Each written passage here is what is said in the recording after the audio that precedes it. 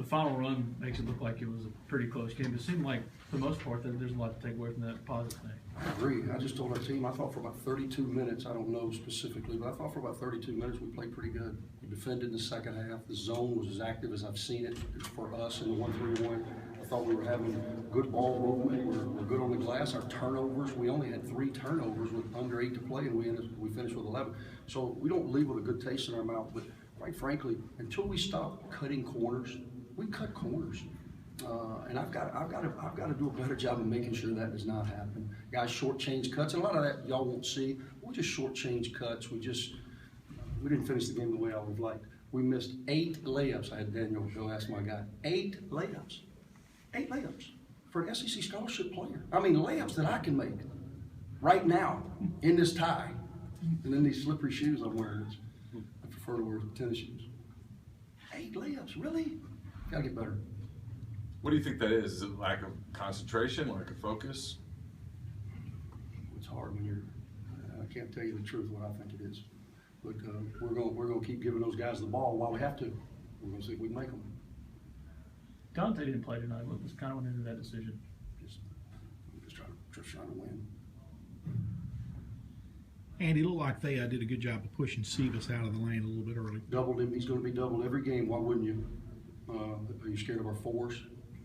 KG and Eustace, dynamic offensively. I double every game. I press us every game. If I'm Bradley, I'd be working on it right now. How do you feel about the way DeAndre played today after that return pick? Awful. I didn't like it at all. 5 turnovers. He's supposed to be our go-to. We brought him here to be the bell cow. That's why he came. That's why he left Miami, because he wasn't playing. I'm playing you. I need you to lead me. Lead me.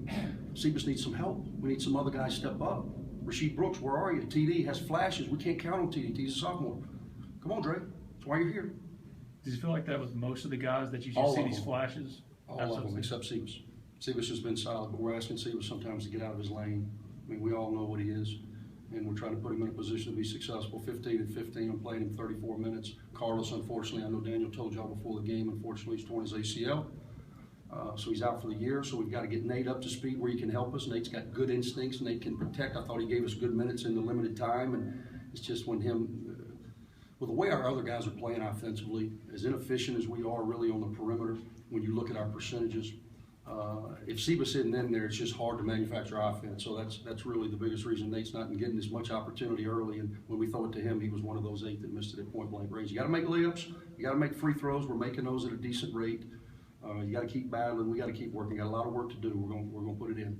10 games into the season, are you more encouraged that you're leaving stuff out on the table that this team can get better? Is it more frustrating? I'm frustrated because I know what I see, and I know what we're capable of, and I know this team has to live on a razor's edge as it relates to focus and toughness and execution, and we refuse to live on that edge because that edge is difficult. It's difficult to live there, and some of our guys, for whatever reason, have not committed to living there. That's where we have to live if we're going to win games, and I've got to convince them of that. What does that entail? I mean, is it just? It's hard. You like hard things, It's hard. It's hard. You gotta put in the work, man. You gotta be focused. You gotta be locked in. You gotta be able to battle through some adversity. We've got to have certain guys take on certain roles that we're just not getting right now. With Carlos, is there an opportunity to get that red shirt, or is it too late? No, he'll get it. 30% of their season, and he only played maybe 4 or 5 games. He'll get it. I hate it for him because he's a big old body, and he was, even though because all our games are so close, and Cephas is playing so well, and I can't really. He's the only guy, honestly, that deserves to be playing 30 minutes a game, and I trust him out there because Cephas is going to give you an honest day's work. He's not always going to make all the right plays, but he's going to give you great effort, and you know where his head and his heart are. So that's one of the reasons that Carlos wasn't getting as much time, because I haven't figured out a way to play them both together unless we can zone. So it's unfortunate for him. I hate it for the kid. He's a great kid, but he'll be fine.